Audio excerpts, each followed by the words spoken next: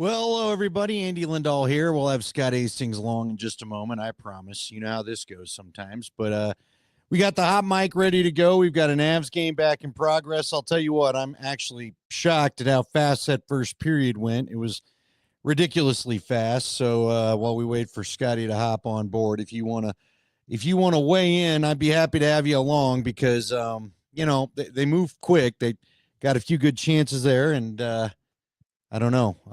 Actually, just saw the shots though. Pittsburgh got a few more, so that was a little bit crazy. But Colorado needs to get this one. They've taken the pace of play the way that they wanted it to, I believe. Pittsburgh leaving a lot of the categories. That's what's kind of nuts because Pittsburgh is not a very good team. So we welcome in our guy Scott Hastings. But yeah, despite the fact that Pittsburgh is not really one of the East beasts this year, they still are doing, all right in this game here tonight, Scotty. All right, man. Let's start with the Avs. Did you get to watch much of that first period? No, you know what?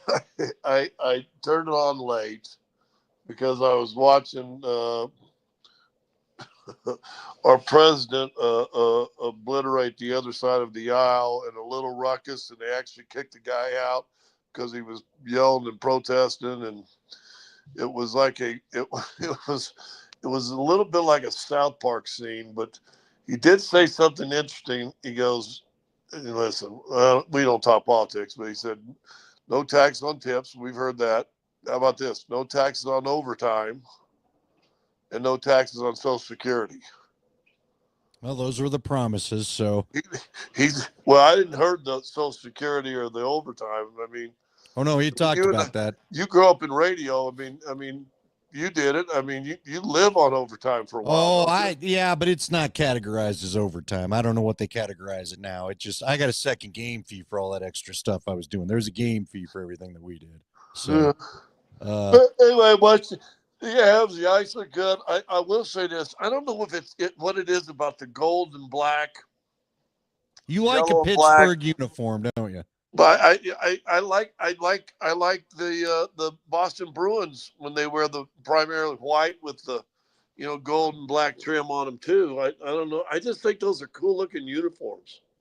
Well, yeah, there's something about an old classy color. I don't think we need to get as nutty as we do. There's another good save by Wedgwood, but yeah, I don't know. The Avs have had this is one of those football. If this was a football game, it would feel like the Avs have dominated time of possession, ran the ball so much, and they don't have anything to show for it. That's what that feels like. So here we are. But, good to see Dan and Marie. And, yeah, it's good jumping on the altitude channels because we got a lot of our old friends weighing in there. So hello to everybody here tonight. All right. We got a chance to talk to a guy named Dave McCarthy out of Toronto, an insider Connor McGay had hooked us up with. He doesn't. I mean, I think McFarland said it too. A lot of people say the Avs aren't done.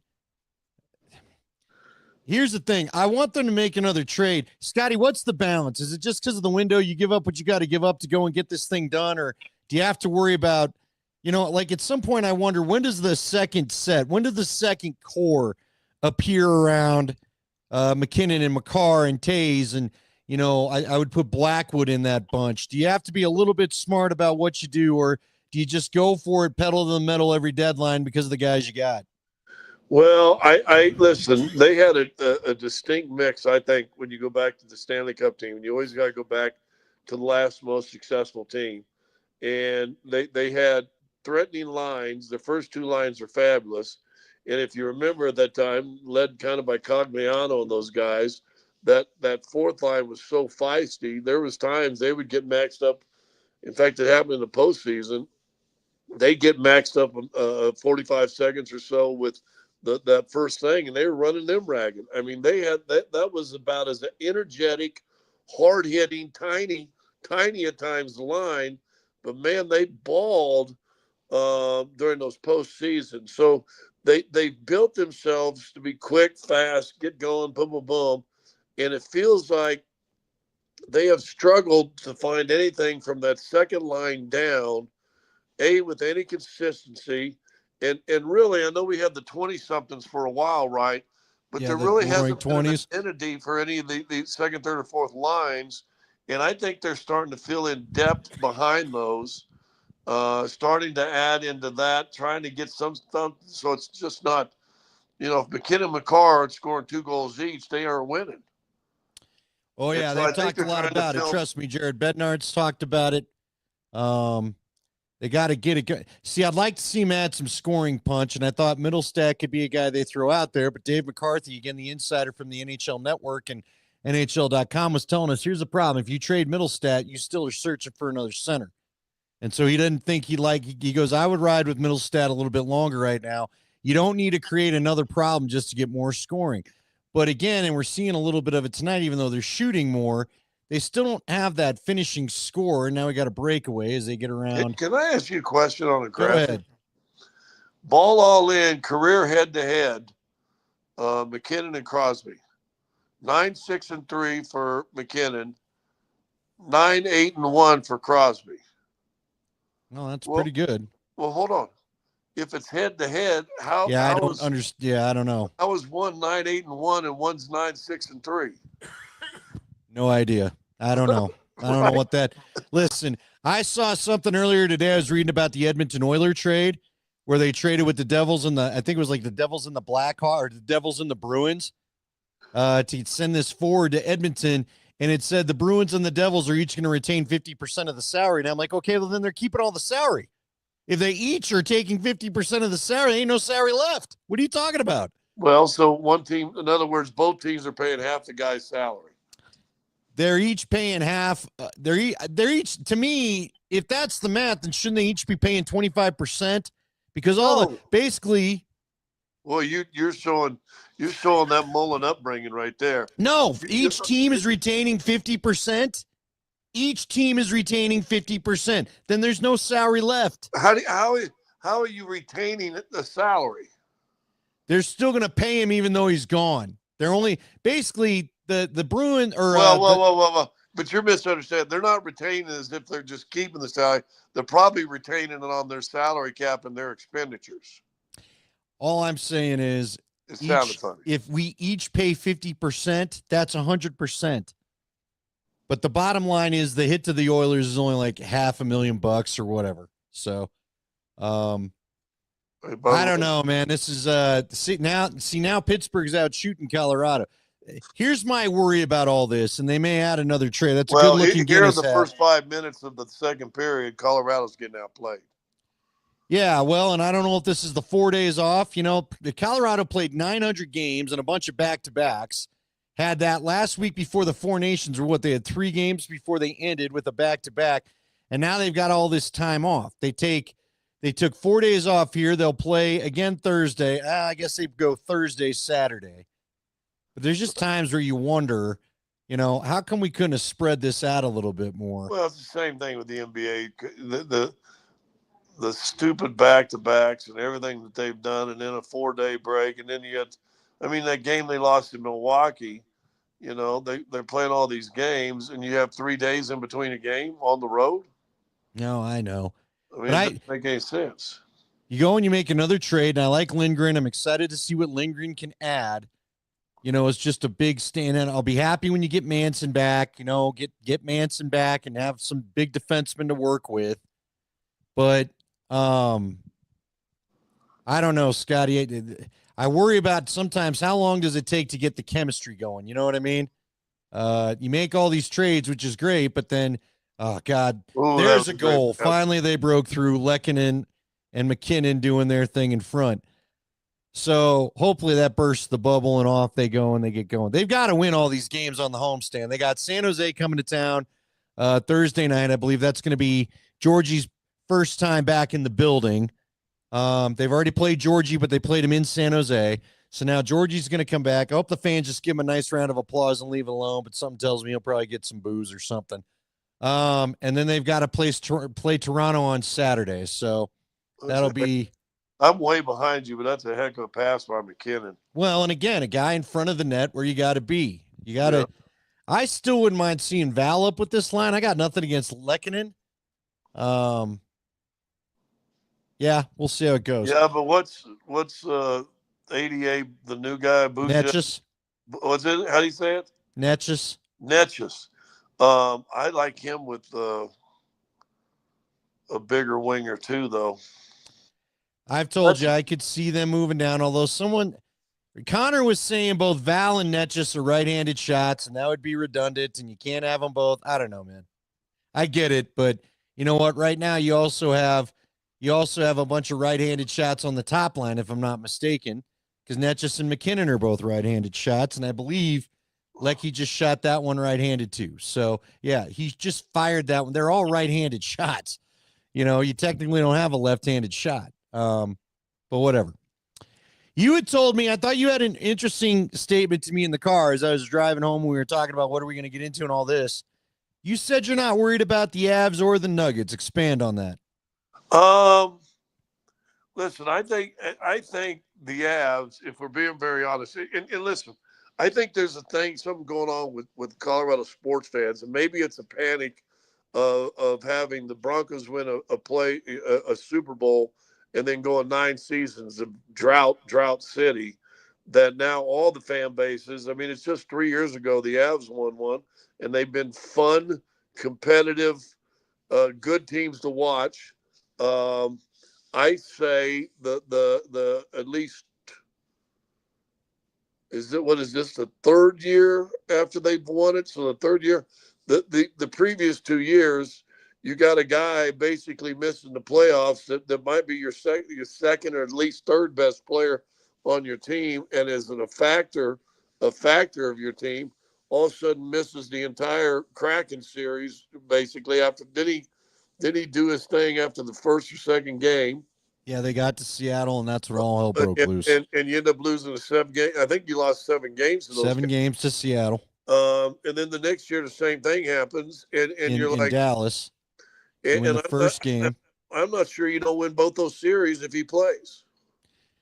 Well, it's fair enough, and you need him to play. I still think, I still think you got to get, like you talked about, you're going to have to get some scoring out of the lower lines. Now, this last game, whoever the hell they played the other night, or Friday night, I guess it would have been Minnesota. They ended up popping the bubble, and Ross Colton got a goal, and Logan O'Connor's got a goal the last few games, and the Roaring 20s line has kind of got going a little bit. Um, what Well, about the and Nuggets? I'll give you the Nuggets. You played 61 Yeah, games. 61 games. The starting unit that you wanted to start together at the beginning of the year, who started the first 5 games of the season, before injury started, which is the most games consecutively that your starting unit out of camp has played together all year, is 5 games. Think about that. Um, and I believe that starting unit together has only played 18 games together. It's 18 or 19, but that's less than a third of the games you've played. Your starting unit has been together. right. I know that. Oh, and Vic, and he called it our show today. But Vic, had issue. I'm worried. I don't think this is a championship team. And after the loss in Boston, that's a coin flip game with 2 minutes to go in the game. I don't care what you listen. The NBA is different now. The 3 point line has made things hooey and crazy, and everything else. I don't. 20-point leads early in the game don't matter. Right. It's not like it used to. And again, I think we said last week. Now we know why Malone rushes back when you know, 23 up going into the fourth quarter, and all of a sudden it gets down to 17. Here comes Joker back in, and you're like, come on, rest the guy. Nah. Oklahoma City already lost a game with a 24-point lead, Well, and 20 in Boston the did fourth that quarter. Friday against Cleveland. There you go. So that's why. But I listen. If Michael Porter just plays at all, has any kind of game against Boston shooting, he was 2 for 6, 3 for 9. I think he was 3 for 9 overall, 2 for 6, had 10 points. But if he gives you your average, if he gets his average, which he's average on the season, 19, you beat Boston in Boston. Great win. He's 2 for 11 from three against Milwaukee. if he shoots, 5 of 11, under 50%, that's still a good number. I think that's a different outcome in that game also. So Well, I got more encouragement, and I'm gonna tell you what, Detroit won 8 straight games before Denver beat them, and then they've shut out the next 2 games, blew out the next 2 games since Denver played them also. Detroit, Detroit ain't the same Detroit that they used to be. That's a good team, and you went in and manhandled Detroit, and they rested, and Denver's on a back-to-back. look, I'll trust you there. I trust you. I'm glad that you feel good about it. But my problem is this: when it comes to the playoff teams, you don't seem to perform the same way as you do the lower level teams. And my Well, see, concern is, I think that's a fallacy also. well, my concern is MPJ has not had the same numbers against the upper level playoff teams as he does against everybody else, and he needs to shoot. Here's my main worry. My main worry is he shot 22 times against Milwaukee and made 4, I think, or my 5. concern is consistency. I just need some consistency. So, Well, I'll say this. I mean, the record is and what that's the from record. both teams, the Avs and the Nuggets. Yeah, the record is what the record is. I mean, that's no big deal. The record is what the record is. You can't fight the record. But I go back and you played a third of the games you played. Less than a third of the games you played have been with your starters. You haven't had a chance to develop who your starters are supposed to be, and you haven't really developed who your bench is supposed to be. And now you lose Strother for another month with 21 games to go. But I don't know why. I just felt on this road trip, I saw a different mentality. And even down 20, and I was at that game, and I called that game with cause. It never felt that bad, right? Sure. You just missed, a handful of shots in a row. They make some. But it never felt like you were getting. Listen, who do we watch? Well, we were talking today about Super Bowl 48. It felt like you were getting your ass kicked, right? Oh, trust me. You're down Well, 22 nothing at in the halftime. second half, yes, it did. Well, but you're down 22 at half, and then they run the first kickback. I mean, it was like, this thing's over. Yeah, that was the nail in the coffin. But remember, I was there for that game, and I was on the sideline all year long. And that team always just needed one drive to get going, and they just never got it. But I kept waiting for this to be the drive that they got going. Yeah, and that's the same thing with Jamal. Hit a couple shots, and Jamal gets going. Yeah, and that's what he did in that second half against Boston. So I'm really, are they good enough to win it? I don't know. I'll say this: their depth scares me because especially with Strother, they're talking about inconsistent shooter. But now he's done for a while, a month or so. Who comes off the bench and shoots? I don't know. Nate and I were trying to figure it out today. Unless you're going to trust Hunter Tyson to try to find his groove, and that's asking an awful lot of a guy. It's probably going to be Jalen Pickett, who I think is going to be fine, and you're probably going to see Murray and Russell Westbrook playing more off the ball, slashing, cutting when he's in there. But that's it. Now that's the Nuggets. The Avs. Here's why I'm not worried about them. They ain't been healthy all year either. For being real super duper honest, and I know that they frustrate the hell out of you. I think they've added some size. Yeah, Shillington, who just got back, just is down on his knee now, hurt. Well, but Netchkis, what did he say his name? Netchis.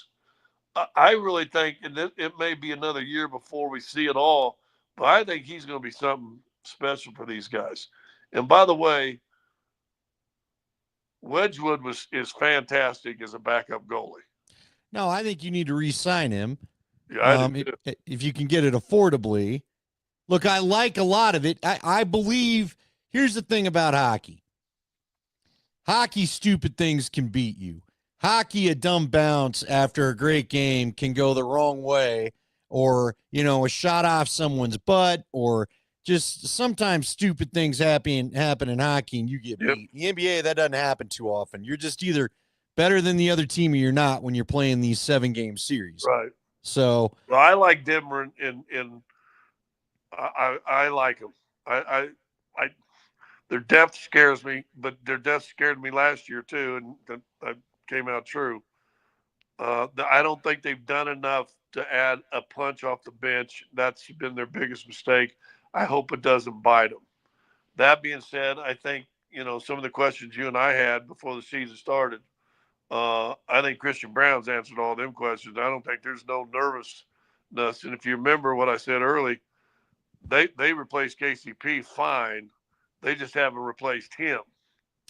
Right. They don't have a Christian Brown coming off the bench anymore. That's that instant energy. Yeah. And Russ tries to be, but Russ's shot is too inconsistent to be that. Yeah. So. And if he's missed the shots as much as he's missed in those last couple of road trip games, that's an issue. But I'll go back to the Avs again. I think I like what I've seen. And I thought if they could get eight points on this 5-game homestand, I think you're fine. Everything's going to be good. Heck, I think now you won your first 2. Why not win all 5? Get 10 points. Yeah. 10 points. I don't know why. I just think this team, I think they've started to add different pieces to this team. I feel confident about them. Okay, I'm glad. Listen, we've talked about on the show. You love. But Scotty, I need to see consistent scoring. I'm just going to tell it to you. I need to see consistent damn scoring from other people other than the top line. You haven't changed that yet. Now, maybe Nichushkin gets going, and it's okay. But, defense wins championships, Andy. Sure it does. And it will help you in hockey, and I think you got goaltending to hold up. But you and I both know this is not a defensive-built team. This is a scoring-built team. Defense wins championships when that's how you're built. Well, but you and I both know whether it's the Avs or the Nuggets, neither team's designed to play a game. Here goes Nichushkin, and there we go again. He's had 2, A-plus choice chances, and he's not potted either one of them. Neither team's built to win defensively, so you got to get the offense going. When the Nuggets are going, when MPJ's playing like he did right before the break. But I agree with you. But what also can win you games in playoff games more so than any other position other than maybe a starting pitcher in baseball, your goaltending, which they addressed. And I'll say this, they're going to go into the playoffs with better goaltending than they've had in the last 5 years, 10 years maybe. Oh, it'll be since Varlamov, no doubt. I don't remember how long Varlamov was, but it's significant. Before that last year from Varlamov, because he kind of struggled that year. Yeah, he had all that other stuff going on, though, too. So, and I think Patrick Waugh got in his head a little bit. Well, so you've got the best goaltending you're going to take into the postseason than you've had since Varlamov. There you go. Well, I like him, man. I don't know why. Now, I'm with you. Here's what gets me crazy. You say scoring, I agree. But when you're getting outshot by a bad team in Pittsburgh or a so-so team in Pittsburgh, 18-12 at home, I got issues with that. You're not generating anything. This is where the 4-day layoff doesn't make any sense to me, but it is what it is. So wake up, let's go play. Isn't it crazy? We worry with both the Avs and the Nuggets if they get too much rest. And in my day, you would kill to have 3 days off in between. And you came out ready to eat bear if you got 2 or 3 days in between a game. Well, and the Avs, frankly, used to do that. If you go back to the Cup year, remember they would come out and have 5-0 games, 6-0 games, 7-1 games. Like they had been angry, they had to take the time off. They just haven't had that kind of instinct in a while. But again, it is what it is. We'll see what they do. Be really fun if Sidney Crosby came to town. I don't think that's going to happen. Well, D-Mac's thing is, let's make sure Sidney doesn't leave. Yeah, I hope Shillington's back out there, so that's good. I hope he doesn't leave, but I just don't know if I don't. Do you think he's gonna? Listen. Everybody keeps trying to compare him to Bork. It's not Bork. And I said, there's one big difference. Boston did Bork a favor because they wanted the guy who is such a great player to win a championship. Sidney Crosby has 3. 3 cups with Pittsburgh. He's settled. He's comfortable. How about I give you a chance? You moved and got traded a ton, and not by your choice, not by, but maybe you could speak to everybody out there. We probably don't value enough a guy that's just settled and knows his routine. Well, and I don't know, but I'm assuming he probably has kids. The kids are in school. The kids have friends. I will say this, and I think you'd agree with this. There was a time the Broncos were like this, but I think the Avs have been like this since they've got here. They they stay here. They get into this community. Yeah. I mean, look at all the guys, that are still around or have been around Denver for a long time that played here for a while or whatever. It's a great place to live or was. And the family, the kids get in school. I remember when they won the cup, um, Ray Bork actually lived in my neighborhood, which I didn't even know, by the way. But woke up his neighbor it was on a cul-de-sac in this little where we lived, and woke up his neighbor like 2:33 in the morning, banging on the doors because he would play street hockey with the little boys, they're like third grade, fourth graders, and woke the whole household up to bring the cup over to those kids so they could see it. And then and just threw a party. That's hockey players. No, you're right. So when you're talking about Sydney being in Pittsburgh for what's he been 17 years now, 19 years. Yeah, he ain't going nowhere.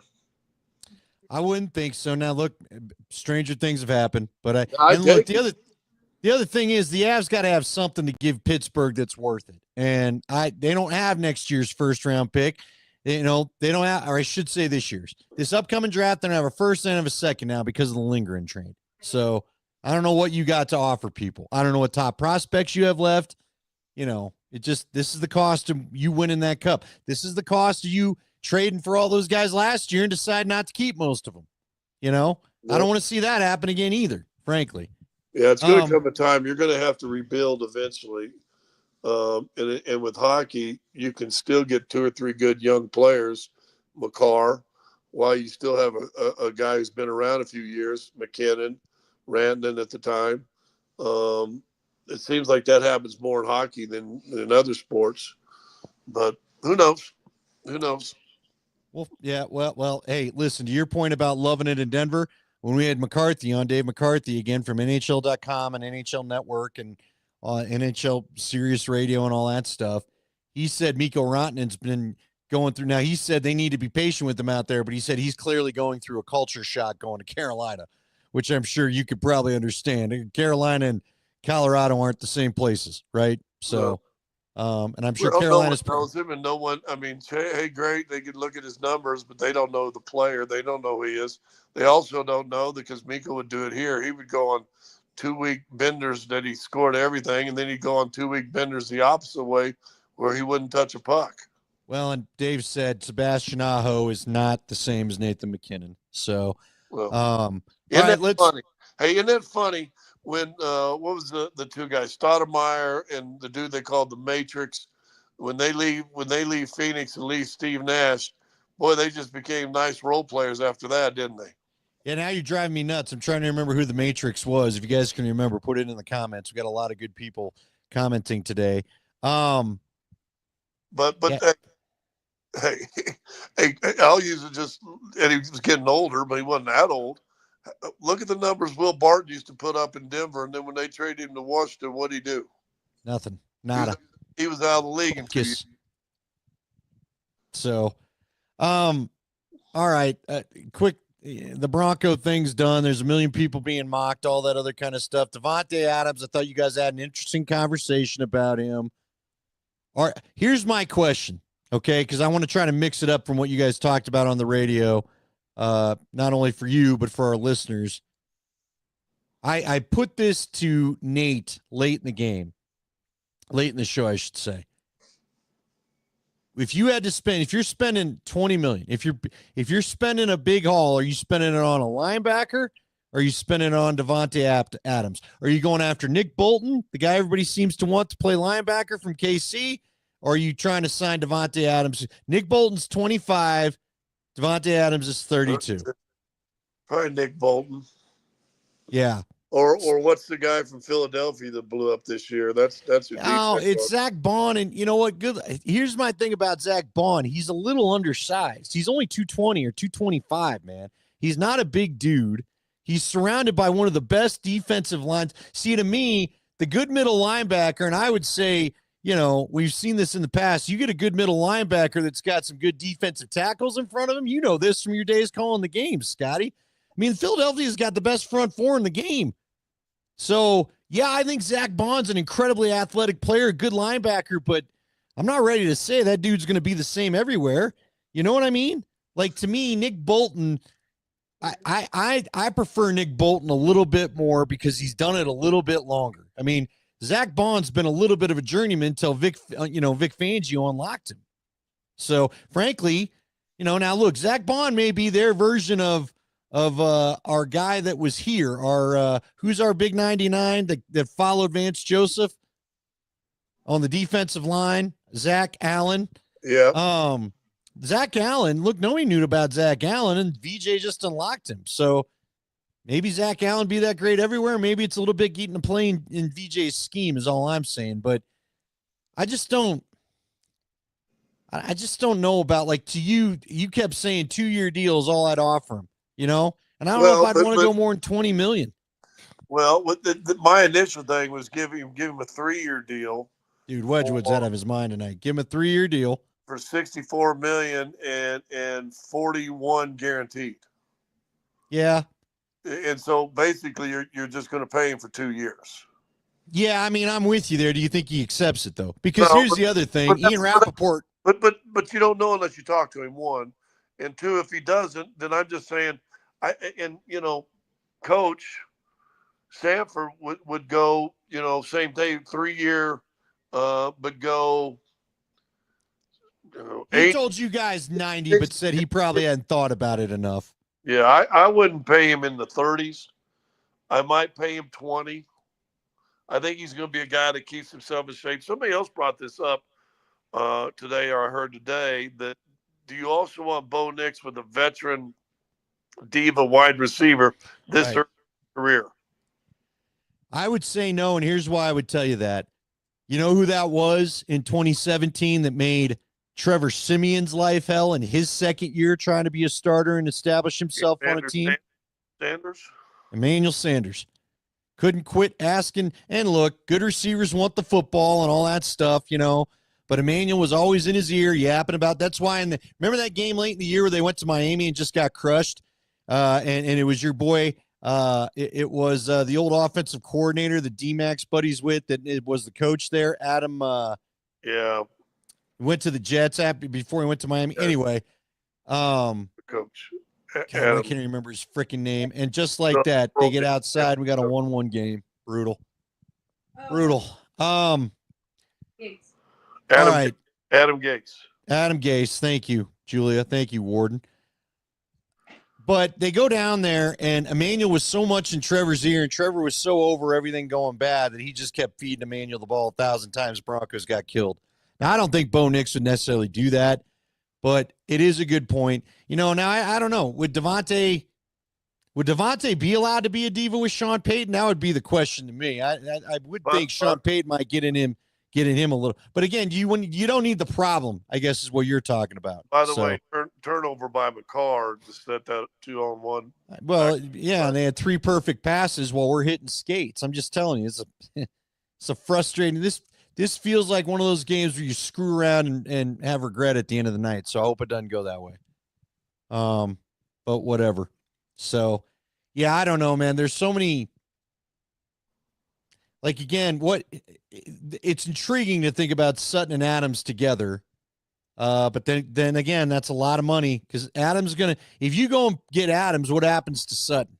Right. Sutton wants his money still. And if you go give it to Adams, I don't know if everybody's hunky-dory. So is it worth messing with that when we know for a fact that Sutton is good with Nix and doesn't cause problems. About a veteran. A Godwin who looks like he'll go back to Tampa, or Devontae. Now Ayuk is supposedly available for San Francisco.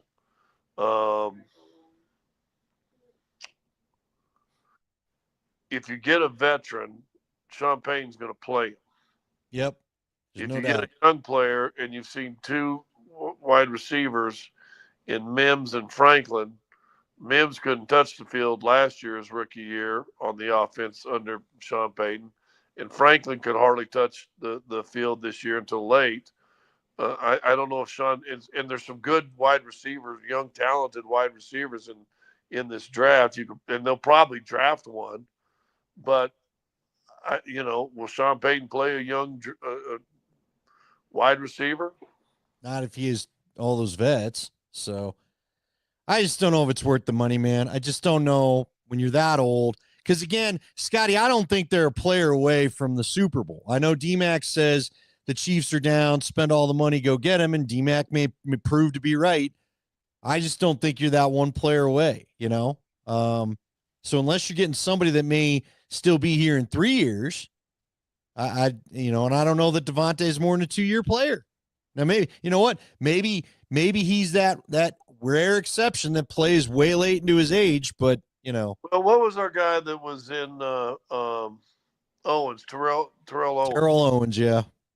He played late, and he was a physical specimen. He was, and also everybody got sick of him just about. He had 9 new teams his last 5 years, it felt like. Right. So now, but maybe Adams. Hey, listen, if Adam gets you 2 years to get you to the Super Bowl, it was probably worth it. But yeah, I would agree with you there. I just don't know if it happens because look, we're all hyper focused on the Chiefs as well. We should be. You still got Buffalo. You still got the Ravens. You still got the Bengals. You still got a whole bunch of headaches you got to worry about, not just the Chiefs. Well, the Chargers, kind of petered out at the end, but you don't think they're going to make another move too? Well, and quite honestly, Ian Rappaport had a report saying if Adams doesn't rejoin Aaron Rodgers, he's looking to go West Coast. So I wouldn't doubt that he wouldn't mind either the Rams or the Chargers. And Nate looked up the betting odds. San Francisco is the favorite to land him overall anyway. Now, San Francisco is reported by Jason La Canfora tonight. San Francisco's playing hardball with Brock Purdy, so I wonder if they think they may just go get Devontae and Aaron Rodgers and give that thing a shot. I don't, who knows? Yeah, I don't know. It almost sounded like, and also they came out today and said that Ayuk's on the trading block too. So, right, because he's hurt. And you guys mentioned that McCaffrey, I think, is still kind of doubtful what his future looks like. Well, McCaffrey may be done with what he had last year too. He might be in a, he might be done. He's not getting any younger either. So they might be looking, listen, why are we going to spend a quarterback that we don't sure is a star and pay him $40 million or $35 million if we're going to be bad anyway? Why don't we just take it on the chin this year, get rid of everybody, draft our ass off, see what we can get? Well, I'll tell you this, they got rid of Deebo Samuels, and everybody go, well, God, all they got was a 5th-round pick. Yeah, and guess what? Washington picked up his entire contract, and so they ain't got nothing on their books. No, and I know Tyler was asking why more people weren't interested in Deebo. I can tell you, Deebo had 3 voidable years on there. That was why I didn't like him. He had wasted dead money attached to the end of that contract, and that goes with the contract. So San Francisco's Washington's picked up some dead money. So now they're not trying to get out from a cap hit from cutting a quarterback they didn't want, but it is what it is. So I don't know. It'll be interesting to see. I think they can go a lot of ways. Do you just stay the course? Here's let me tell you the bad thing about making the postseason. Does it speed up your process? Yeah, unrealistically. I think it did it to the Colorado Rockies back in the 90s. You and I saw it when they made the wild card all of a sudden, and instead of being the fun team where everybody, now they're trading for stuff and trying to sign guys, and it threw off the whole plan to where then you're gassing Gebhardt and go and get no doubt. It started a whole bunch of other stuff, all because you fooled yourself into thinking you were closer than you were because you made a wild card. Right. And listen, if we're going to be realistic, not to be a jerk, but to be realistic, they made the 7th slot, which didn't even exist the last time they tried to make the playoffs. So in 2016. So you do need to stay prudent. I would stay with the plan, Well, and the plan isn't getting a 32-year-old wide receiver and paying him $30 million. No, I'm with you. Find guys that can grow with Bo Nix. Find guys that, find the next Nix and Sharp. Find the next, whatever. I don't know. Go get you one of those young, talented tight ends. Well, yeah. Or, oh, dude, I got to tell you, Jeff Legwold's piqued my fancy because apparently, and he was mocked. I know you love mock drafts, but an ESPN guy did the mock draft, and there's a safety out of North Carolina that's like 6'3" or something, 220. 220. He's North Carolina State, right? Or it's South Carolina. It's South Carolina. Sorry. But he is a freak. I mean, a freak. He can intercept. He can cover every position. He's basically the Joker of the defense. I might go ahead and take him.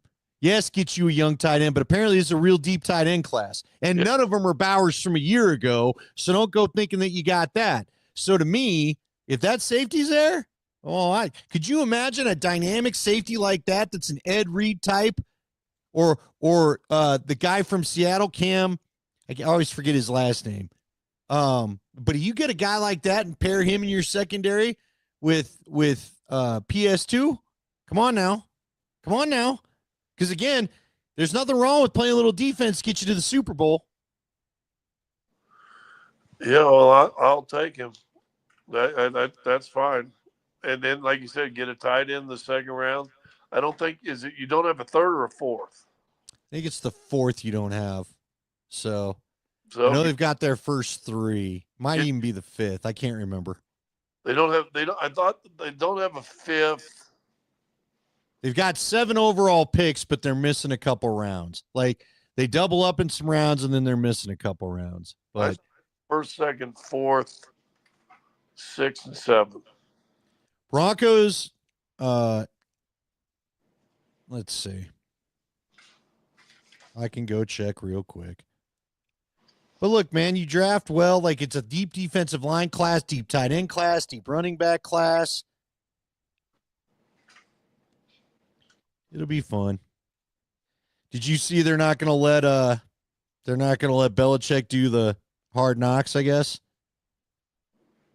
So they were going to try to do a hard knocks in North Carolina. Nobody wanted to do the hard knocks offseason one because Joe Shane was an idiot and told the world I don't think Saquon Barkley's worth it last year. Frankly, it was the most intriguing hard knocks we'd had in a while, watching all the offseason moves and negotiating with the free agents and going to the damn draft and picking a guy and watching the boards move and all that stuff. It was more interesting than any of the in-season stuff, that's for damn sure.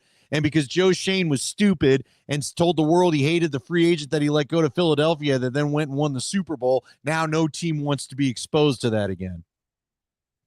So nobody's agreeing to do it. So they were going to go do the North Carolina version. But I guess the NFL owners told NFL Films, why are we going to pay for you to go highlight a college program of a coach none of us were going to hire?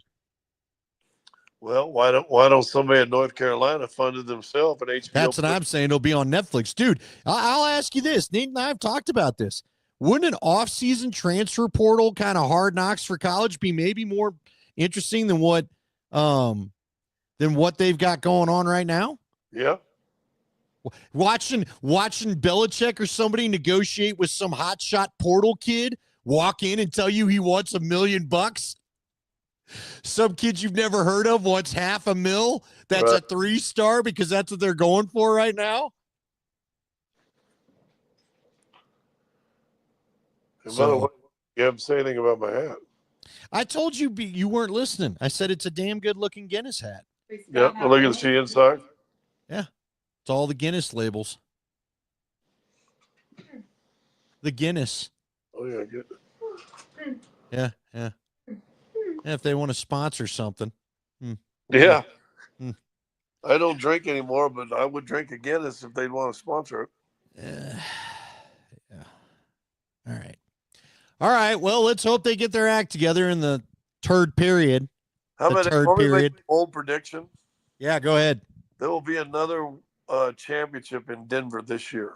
Good. I'm glad. I'm for it. I'm here. I'm not here to bust your vibe. Okay? All right? Let's do it. I want to stay on parade. I want to stay on parade. All right. I could ask you about you remember your kid's first crush, but no.